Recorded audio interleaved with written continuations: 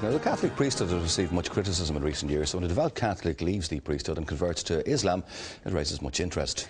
Well, our next guest did just that. After being a Catholic priest in Britain, he left to become a teacher and studied in Egypt, where he converted to Islam and became a Muslim. He is now in Ireland to spread the word of the Quran, and he joins us in studio this morning. Good morning to you, Idris Tafi. Good morning to you. Assalamu alaikum. Peace be upon you.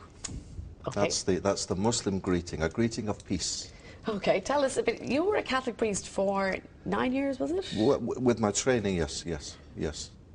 Why did you decide to convert? Well, if we had kind of 2 hours or a whole series, I could perhaps tell people it happened through people, through events, when I left the priesthood. I didn't leave the priesthood because I wanted to change my religion. That's for sure. I had no plan of leaving the Catholic Church, none. But when I left the priesthood, it was a big decision to make, and it was upsetting, and it left me feeling very low. And I looked for a holiday, so I needed a good holiday. But I had no money, so I went to the internet and got the cheapest holiday I could find, and the cheapest holiday was a holiday to Egypt. Now, I knew nothing about Egypt. I'd never met a Muslim in my life. And all I knew about Muslims was what the television told me, that they chop your hands off, and that they blow themselves up, and that they hit ladies. So I went to this Muslim country not knowing what to expect, except sunshine.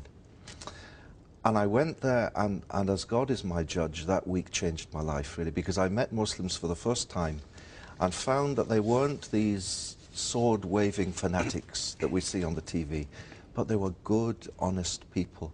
And like Irish people, Muslim people, you know, they go out to work in the morning to put food on the table for their kids to eat.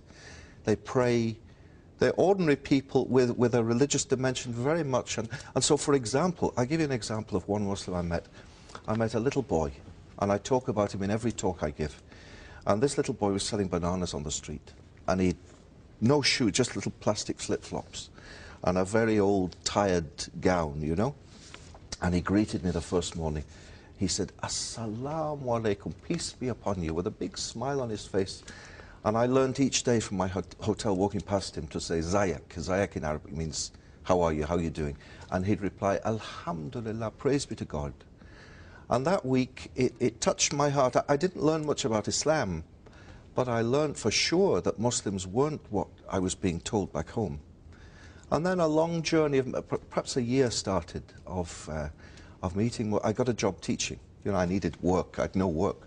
So I got a job in a school in London. So your holiday, you came back. I came back. You still felt strongly? Still, I still had no plan to change my religion. I was perfectly happy being Catholic. And in fact, in all the talks I give, you know, I've been giving talks this week in Ireland, I always start my talks by saying, if anyone's come here tonight to hear me criticise the Church or the Pope or Christianity, you've come to the wrong talk. Why did you leave the priesthood, though? What made that decision after 8 years there as a priest? Okay, well, the job, I liked the job. And it's a great privilege, you know, for people to let you into their lives, to be with their parents when they're dying, to baptise their children, to marry them, to hear their confessions. It's a very privileged life. And I like to think I was good at my job, you know. The people liked me, I liked them. But my heart somehow just wasn't happy. There was something missing. And even though I really enjoyed what I was doing, I felt lonely and unhappy.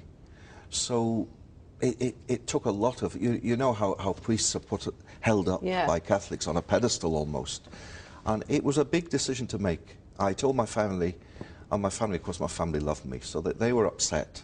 But they said, well, we support you in whatever you do. So as I said, I had no plan to change my religion at all.